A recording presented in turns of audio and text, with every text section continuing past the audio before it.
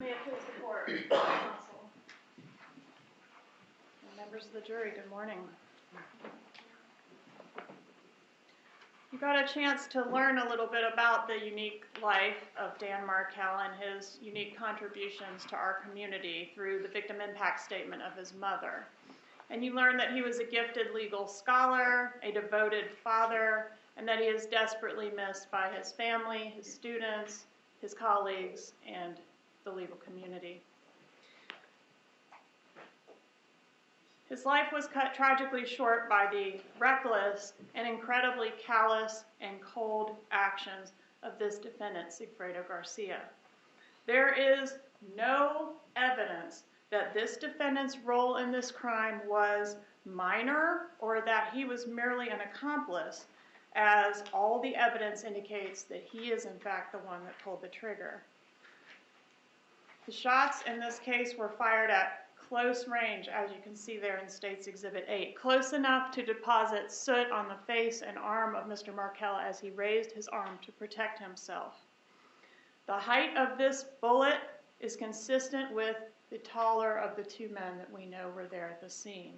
And the accuracy of that shot is consistent with a straight-on shot, close range, as you know, as opposed to a gangster-style shooting.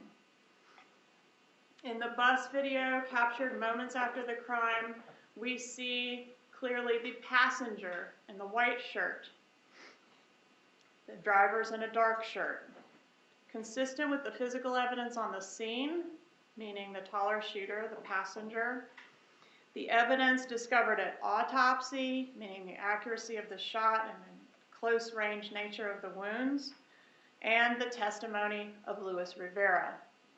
It doesn't make sense for the shooter to also be the getaway driver, and all the evidence in the case points to Sigfredo Garcia, the taller of the two men, the one in the white shirt, the one in the passenger side, the one that Luis Rivera says got out and fired 2 shots at Dan Markel.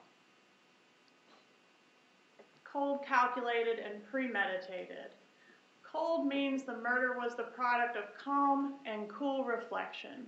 So time to plan, time to reflect, time to rent a car in June of 2014.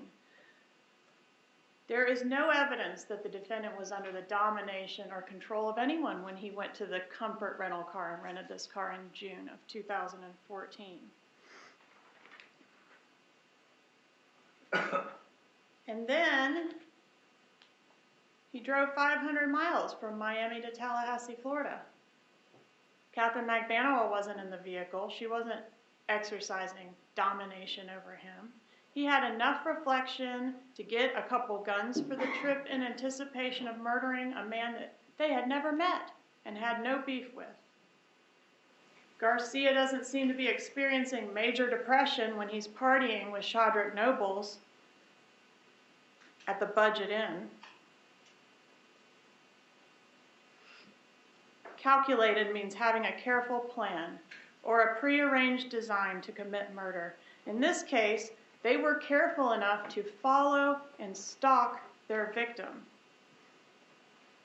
at his home, at his children's daycare, at his gym.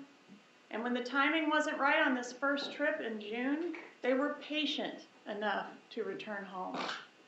And then, 6 weeks later, return again to Tallahassee, another 500 miles. So they traveled approximately 2,000 miles.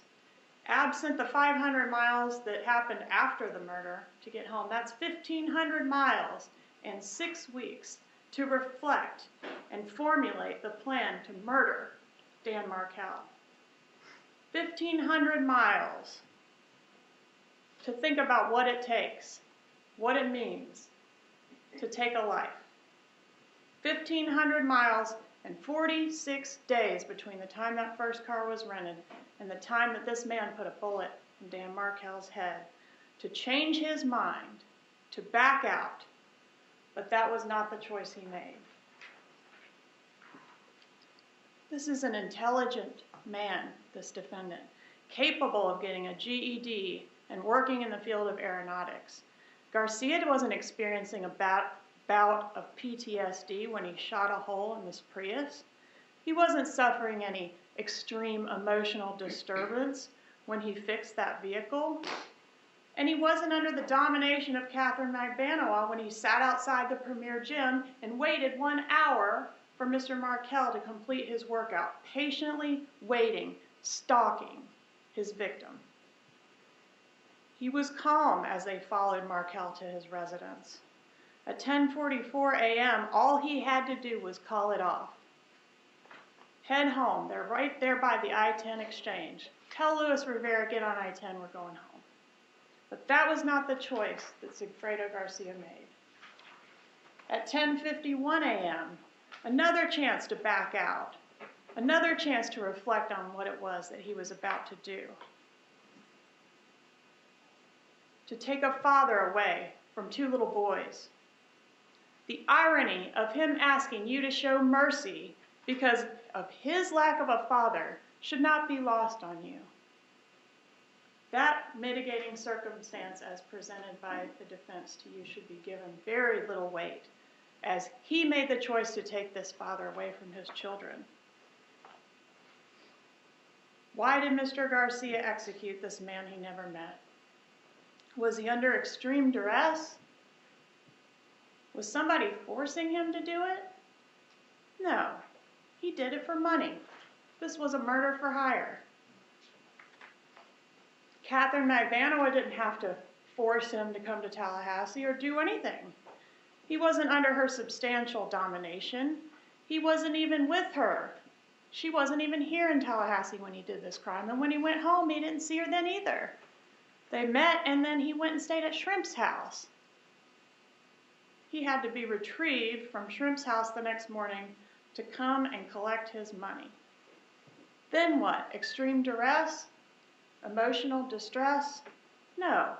He and Rivera went out and partied that night. Here's a picture of them from Facebook. They went out and spent their money, celebrated. He bought toys with his money that he got payment as for this brutal murder. He wasn't suffering from mental illness as Dr. Harper would have you believe. He wasn't driven to this crime by anxiety or depression. He didn't do this because he had a crappy father or because he likes to snort cocaine. He did it out of greed, and he did it because he has a criminal personality, as discussed by Dr. Pritchard. This criminal personality or antisocial personality is characterized by his extensive criminal history, which dates all the way back to early childhood, his impulsivity, his irresponsibility, and recklessness, and also by a lack of empathy toward the collateral damage that his wake of destruction leaves behind. Mr. Garcia chose the lifestyle which included drugs and booze and 100-mile-an-hour wipeouts. This moment here today is a culmination of all the choices that he has made in his life. Dan Markel didn't get a choice in any of this. His death was the product of a cold, calculated act driven purely out of greed. The aggravators in this case have been proven beyond a reasonable doubt, and they outweigh any mitigation that you might find that the defense has presented.